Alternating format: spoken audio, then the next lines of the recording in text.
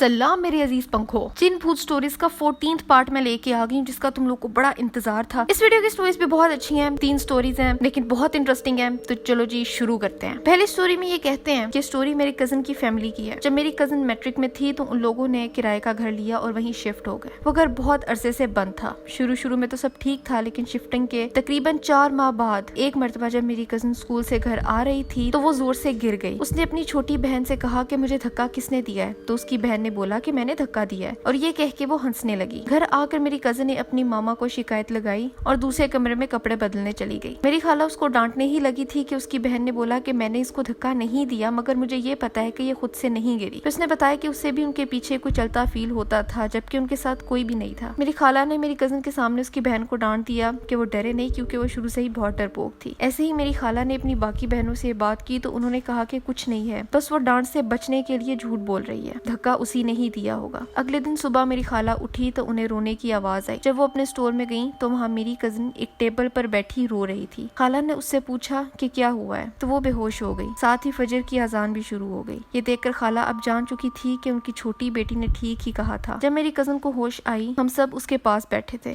कुछ देर हमने नॉर्मल अंदाज में उससे बातें की और फिर हम दूसरे कमरे में चले गए। मेरे मामू ने काफी शरई कोर्सेज किए हुए हैं, तो उन्होंने अकेले में उससे पूछा कि रात को क्या हुआ था। उसने जवाब दिया, कोई चीज मुझे स्टोर में ले गई थी और पूछ रही थी कि तुम्हारी किस बहन को मारूं। ये सुन के मैं बहुत डर गई और मैं रोने लगी। इतने में अम्मा आ गई और फिर मुझे पता नहीं। अब मामू को भी यकीन हो चुका था कि घर में सच में कोई चीज है। हमारी नानू और खाला का घर पास पास है, तो हम सब के घरों में जितनी कुरानी आयतें, अल्लाह के नामों वाले फ्रेम्स थे, वो हमने उन्हें दे दिए। वो जिन उनके स्टोर में रहता था और उनका बड़ा कमरा स्टोर के आगे था। उस कमरे में वो सारे फ्रेम्स लगा दिए गए। कुछ दिन सुकून के गुजरे, मगर फिर मेरी कजन बैठे बैठे रोने लगी। मेरी खाला पास ही थी। उन्होंने पूछा कि क्या हुआ है, तो वो खिड़की की तरफ इशारा करके कहने लगी कि वो कह रहा है कि ये सब हटाओ। उनकी सबसे छोटी बहन अभी घर नहीं आई थी, मगर जल्दी स्कूल से आने वाली थी, और वो जिन कह रहा था कि ये सब हटाओ, अगर मैं आज अंदर ना गया तो वो भी घर नहीं आएगी। मेरी खाला बचपन से ही बहादुर है। उन्होंने कहा कि इस दिन से कहो कि जो करना है कर ले, ये तो नहीं उतरेंगे। इसके बाद उन्होंने मामू को फोन किया और उसकी बहन को वो अपने घर ले गए।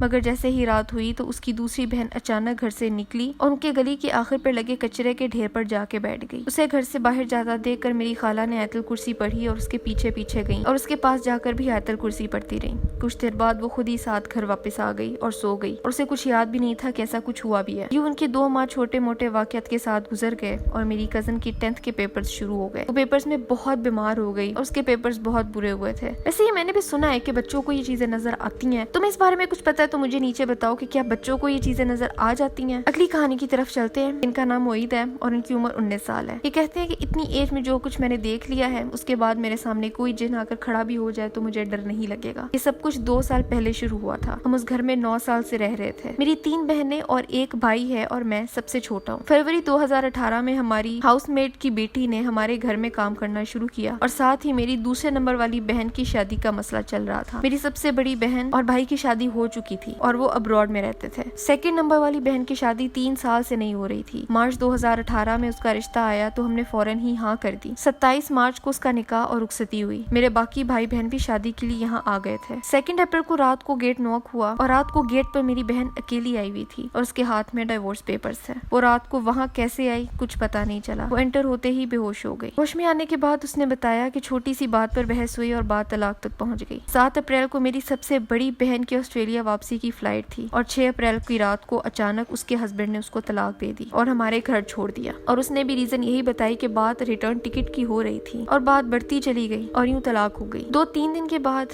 मेरे भाई के कमरे से बहुत चीखने चिल्लाने की आवाजें आई। हम ऊपर जा रहे थे पता करने की, आवाजें अचानक बंद हो गई।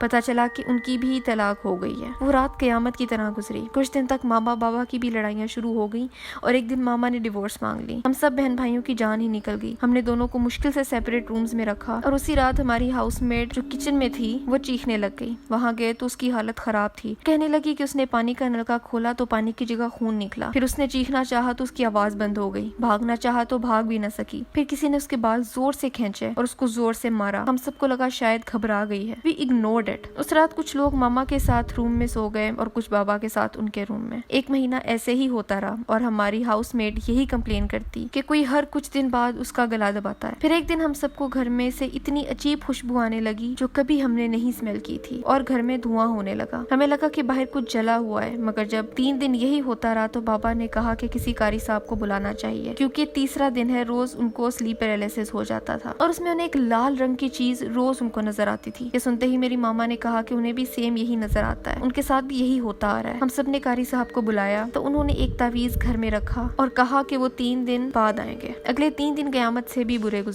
ہم سب وہ ہر وقت گھر میں کچھ نہ کچھ طرح کی باڈی شیپس والے لوگ نظر آتے تھے اور ہم خاموش رہتے تھے اور اپنا کام کرتے رہتے تھے. ہم سب جانتے تھے کہ وہ جنات ہی ہیں. واش روم سے بیڈ تک ہمارے ساتھ رہتے تھے. گھر میں ایسے ہی کوئی 30 جنات تھے جو ہم سب نے دیکھے. قاری صاحب نے کہا کہ کچھ بھی ہو جائے آپس میں بھی کسی بھی قسم کا ذکر نہیں کرنا, نہ ہی کوئی گھر سے باہر جائے گا اور نہ ہی کوئی گھر کے اندر آئے گا. ہم نے 3 دن صرف قرآن پڑھا جیسے ہمیں قاری صاحب نے کہا تھا اور اس لیے کسی جن نے ہمیں نقصان نہیں پہنچایا. 3 دن بعد قاری صاحب گھر آئے اور اچانک سب جن غائب ہو گئے. قاری صاحب نے ہمیں گھر میں صرف یلو لائٹ جلانے کو کہا اور گھر کو گرم رکھنے کو کہا اور اگلے 10 دن میں 30 مرتبہ قرآن ختم کرنے کو کہا. ہم نے ایسا ہی کیا اور 10 دن ہمیں کچھ نظر نہ آیا, مگر ہماری ہاؤس میٹ کو قرآن پڑھنا نہیں آتا تھا تو وہ صرف سورتیں ہی پڑھتی رہتی تھی اور وہ کہتی تھی کہ اس کو روز رات کو کوئی نظر آتا ہے. ان 10 دنوں میں ہمیں گھر سے بہت چیزیں ملی جیسے نیمبو, چنے, لکڑیاں. یہ بات شاید مئی کے سٹارٹ کی ہے. پھر 10 دن بعد پتا چلا کہ گھر میں لان میں ایک آسٹرچ کی ہڈی دفن ہے. وہ کس نے کی تھی وہ بھی ہمیں پتا چل گیا تھا, جس کی وجہ سے سب کی ڈیورسز ہو رہی تھی اور وہ 30 دن اس ہاؤس میٹ کو مارنا چاہتے تھے کیونکہ وہ جہاں پہلے کام کرتی تھی وہاں اس نے 4 بیبی پلانٹس کو مطلب چھوٹے پودوں کو توڑ دیا تھا جس پر ان جنات کے بچے تھے. وہ ہاؤس میٹ اب ہمارے ساتھ نہیں رہتی. لاسٹ ایئر میری دونوں بہنوں کی پھر سے شادی ہو گئی اور ہم نے وہ گھر سیل کر دیا. میرے بھائی اور بھابھی کی پھر سے اسلامک طریقے سے شادی کر لی. ہم سب اب بہت خوش ہیں الحمدللہ اور کوئی مشکل نہیں, مگر وہ دن اور وہ جنات آج بھی سب کو A to Z یاد ہیں. واو وٹ اے سٹوری. بہت انٹرسٹنگ سٹوری تھی اینڈ آئی ہوپ کہ اب سب کچھ آپ کے ساتھ ٹھیک ہی رہا ہے. اگلی سٹوری تھوڑی شارٹ ہے پر انٹرسٹنگ ہے. یہ کہتے ہیں کہ سٹوری میری امی کی ہے. میری امی کو ہمیشہ سے ہی ایسی چیزوں کے ساتھ کنیکشن رہا ہے, لیکن یہ سب کا عروج تب تھا جب ہم آج سے کچھ سال پہلے کراچی سے اسلام آباد شفٹ ہوئے. جس گھر میں ہم شفٹ ہوئے تھے وہ ایک نارمل گھر تھا اور ہم شروع کے کچھ مہینے سکون سے رہے, لیکن پھر میرے اور میری امی کے ساتھ واقعات ہونا شروع ہو گئے. مجھے رات میں نیند نہیں آتی تھی کیونکہ اکثر اوقات مجھے ہمارے گھر کی بالکنی سے کسی عورت کے رونے کی آوازیں آتی تھیں. اکثر رات میں مجھے اپنے کمرے کے دروازے سے ایک لمبے قد کی عورت گزرتے ہوئے بھی دکھائی دیتی تھی اور ایک دفعہ مجھے ایک بہت ہی لمبے قد کا آدمی اپنے کمرے کے دروازے سے جھانکتا ہوا بھی دکھا تھا اور دونوں بالکل کالے تھے. ان کے چہرے بھی بالکل کالے جیسے کہ سایہ ہو لیکن ہوا میں. ایک دن میں اسکول سے جب واپس گھر آیا اور سو گیا تو کچھ ہی دیر بعد امی نے مجھے آ کے اٹھایا اور پھر امی نے مجھے بتایا کہ انہوں نے ایک بونا آدمی ڈریس شرٹ اور جینز میں دیکھا ہے. اور جب امی اس کے پاس گئی اور پوچھا کہ وہ کون ہے تو وہ بھاگا اور ہمارے گھر کے مین گیٹ سے آر پار ہو گیا. اس کے کچھ ہی دنوں بعد شام میں کمرے میں بیٹھا تھا تو امی نے مجھے بلایا. ان کی آواز بہت گھبرائی ہوئی تھی. وہ آئیں, میں ان کے پاس گیا تو انہوں نے بتایا کہ وہ آرام کر رہی تھی.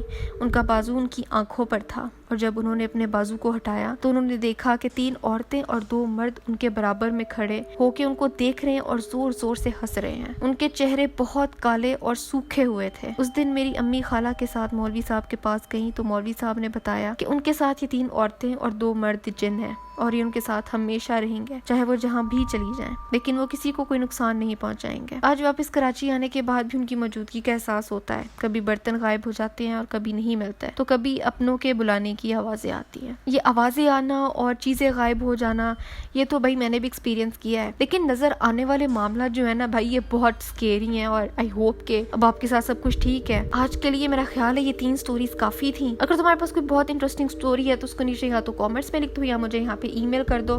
اگر انٹرسٹنگ سٹوری ہوئی تو میں اس کو اپنی اگلی ایپیسوڈ میں ضرور ایڈ کروں گی, اور اگر تمہارے پاس کوئی ویڈیو ہے کوئی پکچر ہے ایز این ایویڈنس وہ بھی مجھے بھیجو. اور آج کے لیے بس اتنا ہی تھا. میری لاسٹ ویڈیو یہ رہی, یہاں دیکھو سبسکرائب یہاں کرو.